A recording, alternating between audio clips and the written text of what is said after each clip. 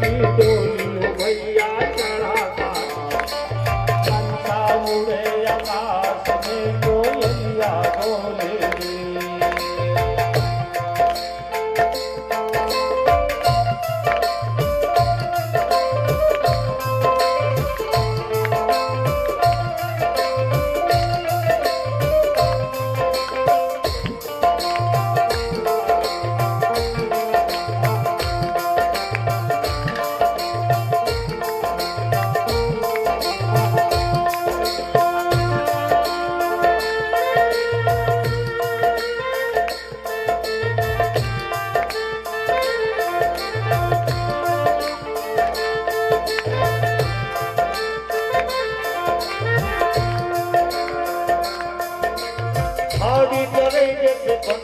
भैया के चले जैसे घाटा भैया के चले जैसे घाटा आज चले जैसे बन की लकड़िया के चले जैसे घाटा रे भैया के चले जैसे घाटा कंचन जैसी गाया जल गई कोई न आए पास भैया कोई न आए कंचन जैसी गाया जल गई कोई न आवे भैया कोई आवे काका कोयलिया बोले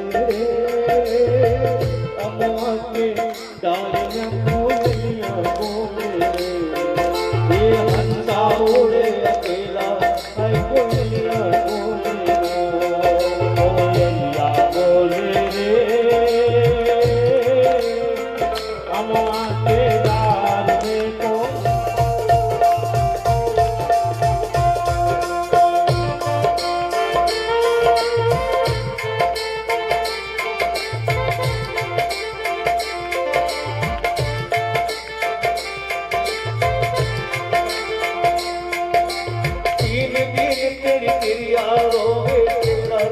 तेरा भाई भैया तेरा दीन तेरा भाई दीन बिना तेरी क्रिया रोए तेरा बिना तेरा भाई भैया तेरा बिना तेरा भाई जन्म जन्म तेरी माता रोए करके आस बढ़ाई भैया करके आस बढ़ाई जन्म जन्म तेरी माता। बड़े प्रसन्न हो गए देवता लोग। चले गए कहाँ? स्वर्ग में। और कैसे गए? दोनों हाथ उठा के ना मुख में तृण दबा के घास दबा के मुख में घास दबा के मतलब हम लोग कुछ नहीं बोलेंगे भैया। हाथ ऊपर उठा दिया इसका मतलब कि हम हथियार लेके नहीं आए हैं, सरेंडर होके आए हैं। सरेंडर ना। अब दैत्य लोग जब देखे आज तो दुश्मन भी ऐसे रूप में आ रहा है, दैत्य लोग बड़ा प्रसन्न हो गए। जैसे देवता लोग आए तो देवता लोगों ने कहा कि देखिए भाई आपके पास बहुत बड़ी शक्ति है। हाँ वो तो है, थोड़ी सी शक्ति तो हमारे पास भी है। अब अपना शक्ति को कम बताए ना, थोड़ी सी शक्ति। अगर आपकी शक्ति और हमारी शक्ति दोनों की शक्ति मिल जाए तो बहुत बड़ा काम हो सकता है। क्या काम करना चाहते हैं?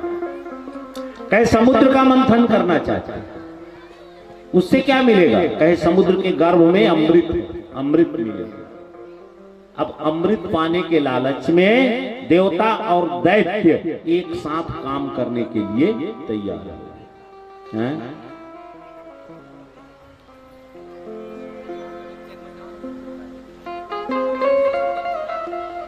देवता और दैत्य दोनों एक साथ काम करने के लिए तैयार हो जाते हैं। मेरे बंधुओं, अब खेल खेल में जाकर के मंदराचल पर्वत उखाड़ ली। मंदराचल उखड़ गया, लेकिन लेके जब चलने लगे ना, देवताओं में दैत्यों में इतनी शक्ति नहीं है कि मंदराचल पर्वत लेके जा पाए। मंदराचल पर्वत रख दिए, थक गए बहुत जल्दी। भगवान ने देखा ये तो मुझको ही करना पड़ेगा। स्वयं भगवान ने अपने गरुड़ को भेजा, जाओ ले जा करके उसको पहुंचाओ क्षीर सागर तक। मेरे बंधुओं, गरुड़ आए, ऊपर से मंदराचल पर्वत रख लिए। उसी समय देवता लोग दैत्य लोग भी हाथ लगाए और कहते बता बड़ा हल्का हो गया है ना, ऊपर तो गरुड़ जी लेके चल रहे। ले जाकर के गरुड़ जी ने उसको क्षीर सागर के किनारे पहुंचा दिया। अब मथानी आ गई, रस्सी चाहिए। अब रस्सी लेने कौन गए? देवता लोग। कहां गए? रमणक द्वीप, जहां नागबासुकी। जाकर के नागबासुकी से कहे कि चलिए हम आपको लेने आए हैं। कहे आपको रस्सी बनाएंगे, मंदराचल पर्वत में लपेट के खींचेंगे। कहे अच्छा, पर्वत में लपेट के जब दोनों तरफ से खींचोगे तो मेरा क्या हाल होगा? है? मैं मूर्छित हो जाऊंगा, मर भी सकता हूं, मैं नहीं जाऊंगा, रस्सी उस्सी नहीं बनना है मुझको। तो मेरे बंधुओं, उस समय देवताओं ने कहा कि अगर आप मूर्छित हो गए या आप मर गए तो जो निकलेगा अमृत, उस अमृत को पिला के आपको जिंदा किया जाएगा। तो अमृत पाने के लालच में और नागबासुकी भी रस्सी बनने के लिए तैयार है। अब नागबासुकी भी चले आए हैं, मथानी भी आ गई, रस्सी भी आ गई। अब किसी ने कहा ऐसा करो, अब तो दोनों मिल गया ना, इस पर्वत को डालो क्षीर सागर में। अब सब लोग ढकेल के ले जाके क्षीर सागर में जैसे डाले तो पर्वत क्षीर सागर में डूबने लगा। सब लोग चिल्लाने लगे, देखो देखो देखो ये तो डूब जा रहा है, डूब जा रहा है, तो कैसे मंथन होगा? देखो देखो। भगवान ने देखा ये इनके बस का बात नहीं है, इसको भी मुझको ही उठाना पड़ेगा। तो भगवान उस समय संभूति के गर्भ से अजित नाम से अवतार धारण किए थे। भगवान अजित दौड़ते सागर मंथन में निकला, तूने अपने कंठ भरा।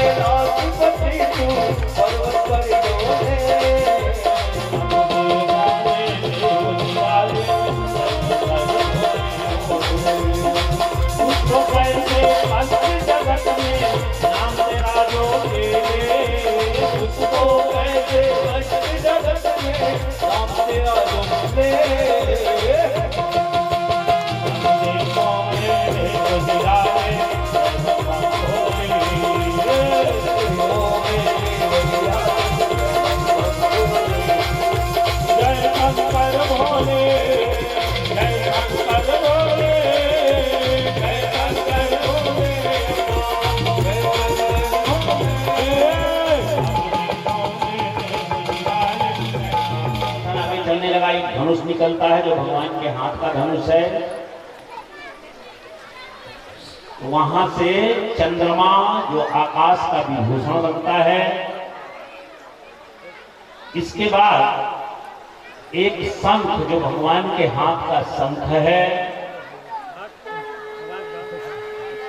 इतना कुछ निकलने के बाद उसमें से एक ऐसा रस निकला है, बड़ा विवादास्पद रस। रत्नों के बीच में नाम निकालने में आसानी है, क्योंकि जो नशे में नशा गया भीतर तो अकल आ जाती है बाबा। दैत्यों ने मदिरा का पान किया, उनके नेत्र मदमस्त हो गए, नशे में हो गए। आगे का मंथन, और आगे के मंथन में मेरे बंधुओं बड़े जोरों का मंथन चल रहा है। उस मंथन में भगवान धन्वंतरी अपने हाथ में अमृत का कलश लेकर के प्रकट होते हैं। जैसे अमृत का कलश देखा दैत्यों ने तो पहले तो छीन लेना चाहिए।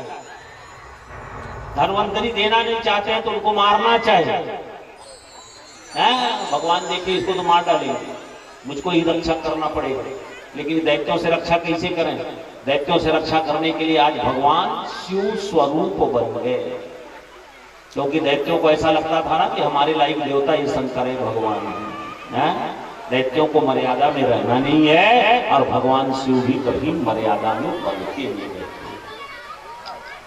तो आज भगवान नारायण को शिव स्वरूप बनना पड़ा। शिव स्वरूप बन करके जैसे शिव स्वरूप बने, दैत्य अब उनको जैसे देखे तो दैत्य अपना देवता इष्ट मानते हैं, और अपने अंदर में वो धन्वंतरी को समाहित कर लिए, रक्षा किया। लेकिन मेरे बंधुओं तब तक उस समय इंद्र कौन था? इंद्र थे दैत्यराज विप्रचिति। और छीना झपटी जब होने लगा मेरे बंधुओं, 4 बूंद अमृत वहां से नीचे गिरता है, छीना झपटी में टपक गया। ये 4 बूंद अमृत क्रम से नासिक, उज्जैन, प्रयाग, हरिद्वार एक एक बूंद गिरता है। अब जब गिरते छलकते देखे तो जितने भी सयाने लोगों थे ना, वो सब कहने लगे तुम बालक लोग आपस में लड़ोगे ना, पूरा अमृत गिर जाएगा। नीचे रख दो, बीच में रखो, बांटना तुम्हारा काम नहीं, बांटना हम सयानों का काम है, हम बांटेंगे ना। अब दोनों तरफ से आवाज आया, अमृत का कलश नीचे रख दिया जाता है। मेरे बंधुओं अब बांटे कौन? एक समस्या है कि बांटे कौन। दैत्यों को ऐसा लगता है देवताओं के पक्ष से कोई बांटेगा अपने पक्ष को ज्यादा दे देगा, दैत्यों के पक्ष से बांटेगा तो अपने पक्ष को ज्यादा दे देगा। दैत्यों को ऐसा, देवताओं को नहीं। देवताओं को तो पता है, भगवान कहे थे कि मैं अपने हाथ से अमृत बांटूंगा, याद है। अब बांटे कौन? भगवान ने उस समय दैत्यों के दैत्य प्रकृति उसी का लाभ उठाया। भगवान सुंदर नारी बन गए। ये भगवान का मोहिनी अवतार, बहुत सुंदर नारी बने। वो जानते हैं अगर मैं नारी बन के गयाऊंगा ना तो ये दैत्य है, अवश्य मेरे तरफ देखना चाहिए। तो सुंदर नारी बन करके और बगल के रास्ते से चलने लगे। जब चलने लगे सुंदर नारी देखे, दैत्यों का ध्यान उधर गया तो बुलाए, और भगवान चले भी गए। अब जैसे चले गए तो दैत्यों ने कहा देखो हम लोगों ने और देवताओं ने मिलकर के समुद्र का मंथन किया, ये अमृत मिला, कोई बांटने वाला नहीं है, तो तुम थोड़ी देर बांट दो। भगवान कहे अच्छा, इतना मेहनत कर लिए, आपस में विश्वास था तब न किए, क्या अब विश्वास नहीं है? बांट क्यों नहीं सकते हो? तो दैत्यों ने कहा देखो देवताओं में बांटेगा देवता अपने पक्ष को ज्यादा दे देंगे, दैत्यों में बांटेंगे तो अपने पक्ष को ज्यादा दे देंगे। और तुम तो किसी पक्ष की नहीं हो, तो तुम किसी का पक्षपात थोड़े ना करोगे, तो चलो बांट दो। भगवान ने कहा तो क्या मेरे ऊपर विश्वास है? जब अपने पर विश्वास नहीं तो क्या मेरे ऊपर विश्वास है? कहे हाँ हाँ तुम्हारे ऊपर विश्वास ना। भगवान ने कहा ठीक है, अगर विश्वास है तो मैं बांट देती हूं, लेकिन मेरा भी शर्त है, और शर्त ये है मैं जिसको जितना दे दूं, जिधर से शुरू करूं, मुझको कोई बीच में रोकेगा नहीं और बीच में टोकेगा। दैत्य लोगों को तो ऐसा लगा था कि ये कहीं चल ना दे, तो कहे हाँ हाँ हाँ हमको स्वीकार। मेरे बंधुओं, तब भगवान ने कहा अच्छा ठीक है, अगर स्वीकार है ना तो चलो एक लाइन में सब दैत्य लोग बैठ जाओ, एक लाइन में देवता लोग बैठ जाओ। अब बैठने लगे, लाइन बनने लगा। अब राहु कुछ ज्यादा चालाक थे। राहु को लगता है कि जब सबको अमृत पिलाना है तो अलग अलग काहे बैठा रहा, जरूर इसमें कोई चाल है, तो मैं तो देवताओं के ही बीच में बैठूंगा ना। और सूर्य और चंद्रमा उन्हीं के बीच में राहु बैठे। भगवान ने अमृत का कलश उठाया और अमृत का कलश उठा के देख रहे थे दैत्यों की तरफ और जा रहे थे देवताओं। देख रहे हैं दैत्यों को, तुम लोग मुझको खाली देखना चाहते हो तो देखो। गए देवताओं के तरफ और देवताओं के तरफ जाकर के देवताओं से अमृत का बंटन शुरू किया। एक देवता को दिए, दूसरे को, तीसरे को, पूरी लाइन। और जैसे अंतिम में पहुंच गए तो ले जा करके अमृत का जो कलश था उसको ऐसे उलट ना। और जैसे उलट दिए, दैत्यों ने देखा तो कहा अभी हम लोगों के तरफ तो आया नहीं। तो भगवान ने कहा जितना था मैंने बांट दिया, जितना लोगों को पूरा मैंने बांट दिया, अब नहीं है तो हम कहां से लाए। अब दैत्य लोगों को जब अमृत नहीं मिला ना तो नशा चटक गया। मदिरा पी के जो नशा में थे ना, नशा समाप्त हो गई कि मेहनत हमने किया और इतना मेहनत करने के बाद भी हमको अमृत का एक बूंद नहीं मिला। ये है कौन? लगता है ये भी इन्हीं लोगों से मिली हुई है, पकड़ लो, मार डालो इसको। जैसे कहे पकड़ लो, मार डालो। तो मेरे बंधुओं, उसी समय भगवान ने अपना स्वरूप बदला और स्वरूप बदल के दिखा दिया कि देखो मैं कौन। जनार्दन स्वरूप ये तो नारायण है। हमारे साथ छल हुआ, हमारे साथ धोखा हुआ। मेरे बंधुओं, किसी ने कहा हम लोग तो एक बार नहीं कई बार देवताओं को हराए हैं, हम लोग बदला लेंगे। तो दूसरे ने कहा बदला लेना है ना तो ऐसे नहीं, चलो बढ़िया से योजना बनाओ। अब सब दैत्य लोग वहां से चले गए समुद्र के दूसरे किनारे चले गए। देवता लोग वहां बचे। भगवान ने अपनी करुणामयी दंड सोमो वनस्पति, जंगलों के स्वामी सोम, उन्होंने एक डंडा दिया। डंडा काहे का डंडा? परसा, पलाश दंड। ब्रह्मचारी अपने हाथ में डंडा जरूर रखता है। उस डंडा को वामन भगवान कहां रखे? बायां हाथ में। अब कौपीनाच्छादनम माता ने उनको लंगोट पहनाया। द्यौश्चक्रम जगता पते, आकाश प्रकट होता है। आकाश ने उनको एक छाता दिया। छाता, वामन भगवान छाता लेके गए। और उस छाता को कहां रखे? बायां हाथ में। नीचे डंडा, ऊपर छाता, दोनों एक के हाथ। और बगल में काले मृग का चमड़ा। सप्त ऋषि गण आए। सप्त ऋषियों ने कुश दिया, कुशा। कुशा को कहां रखे? ये दाहिना हाथ के बगल। वरुण जी आते हैं, भिक्षा मांगने का पात्र है। और जो भिक्षा मांगने का पात्र था, वामन भगवान ने उसको अपने दाहिने हाथ में ले लिया। जैसे भिक्षा मांगने का पात्र मिला, वामन भगवान ने आवाज लगाया, भवेतमात् भिक्षामि देहि। अब ब्रह्मचारी को सबसे पहला भिक्षा कौन देता है? उसकी मां है? तो मां से भिक्षा मांगा, भवेत मात भिक्षामि देहि। भीख मांगने का आवाज, और वामन भगवान को भिक्षा देने के लिए साक्षात अन्नपूर्णा माता प्रकट हुई। अन्नपूर्णा माता ने एक मुट्ठी अन्न उनके भिक्षा पात्र में डाल दिया। वामन भगवान को भिक्षा मिला, और भिक्षा मिलने के साथ आश्रम में घुस गए। जाके अपनी माता को दिखाए, देखो मां मैं भिक्षा लेके आया। और माता ने जैसे देखा तो कहा, मां बेटा ये तो बहुत कम, इतना से कैसे खर्चा चलेगा? वामन भगवान ने कहा, माता अगर ये कम है ना तो मैं अब वहां जा रहा हूं जहां धनी लोग बसते हैं, धनिक लोग। अब धनी लोगों के यहां से मांग के बहुत ज्यादा लेके आता। मेरे बंधुओं, वामन भगवान अपने आश्रम से निकल गए।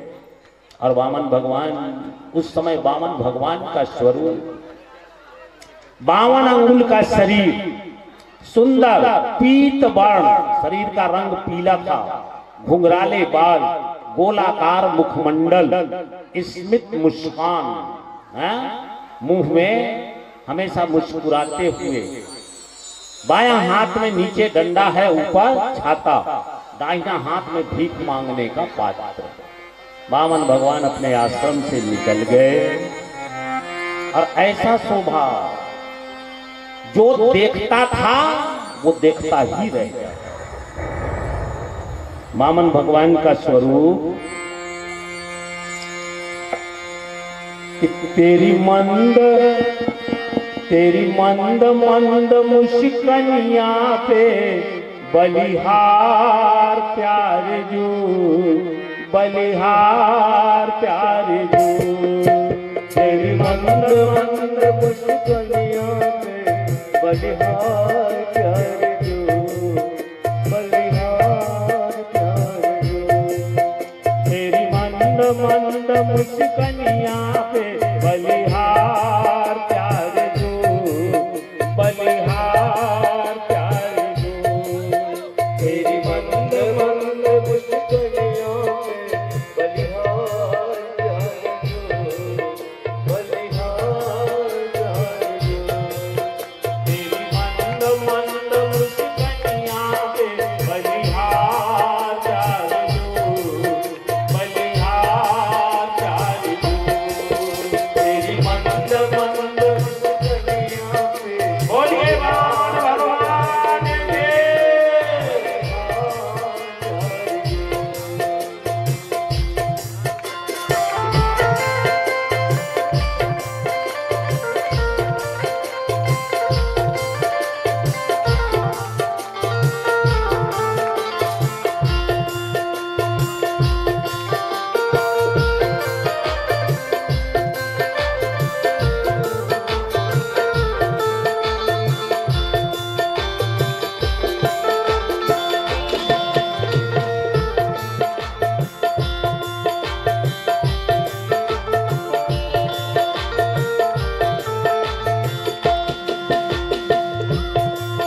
तेरे नयन अजब मतवारे, मटके ये कारे कारे।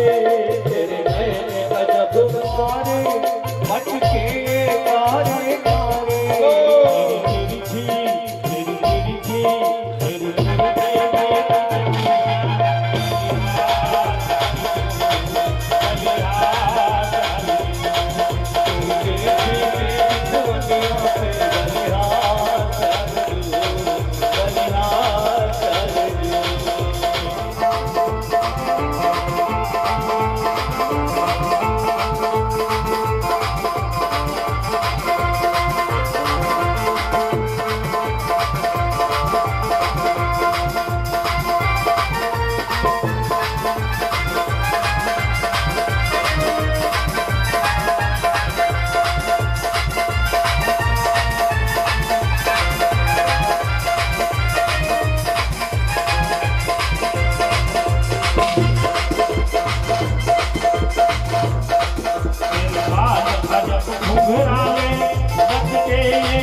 मुस्कान कन्या पे बलिहार हरदू बलिहार हरदू तेरी मंद मंद मुस्कनिया पे बलिहार हरदू बलिहार हरदू तेरी मंद मंद मुस्कनिया पे बलिहार हरदू बलिहार हरदू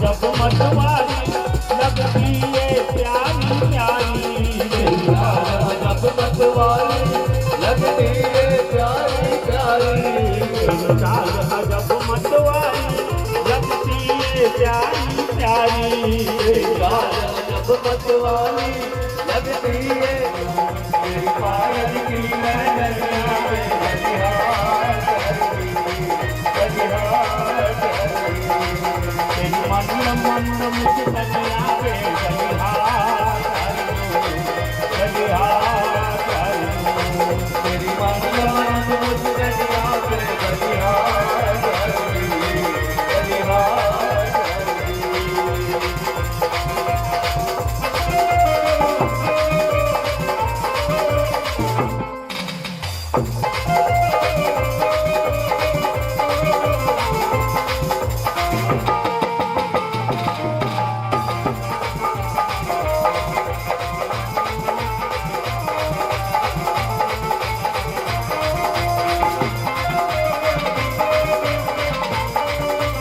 जय हो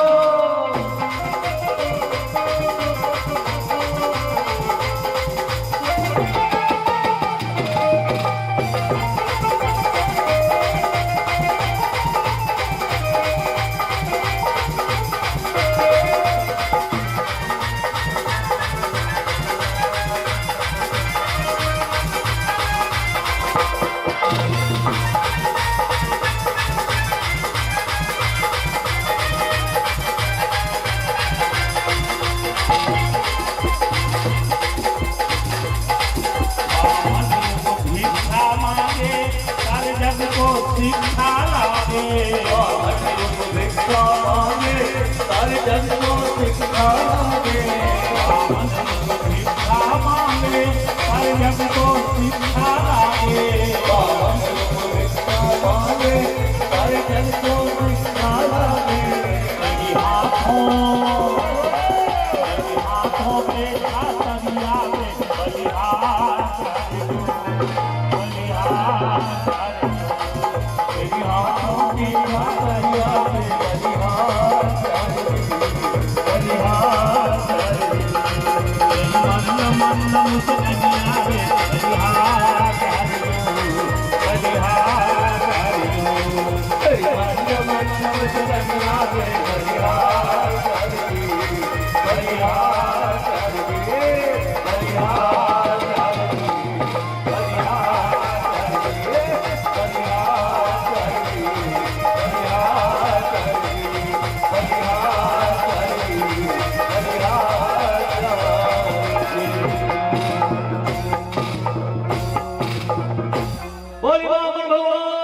और बलि जब इंद्र का पद पाए, उनके गुरु महाराज कहते हैं कि बलि तुम इंद्र का पद तो पा जाते हो, लेकिन फिर चला जाता। तो इस बार मैं एक ऐसा यज्ञ कर देना चाहता हूं जिस यज्ञ के यही निश्चय करके वामन भगवान चले थे। अब वामन भगवान ठुमकते हुए, जिसका कुल 52 अंगुल का शरीर, ठुमकते हुए वामन भगवान जा रहे हैं। मेरे बंधुओं, बलि के यज्ञशाला के पास में पहुंचते हैं और बलि की एक कन्या बलि के कन्या का नाम था रत्नमाला। किसी कन्या ने सबसे पहले वामन भगवान को देखा था और जैसे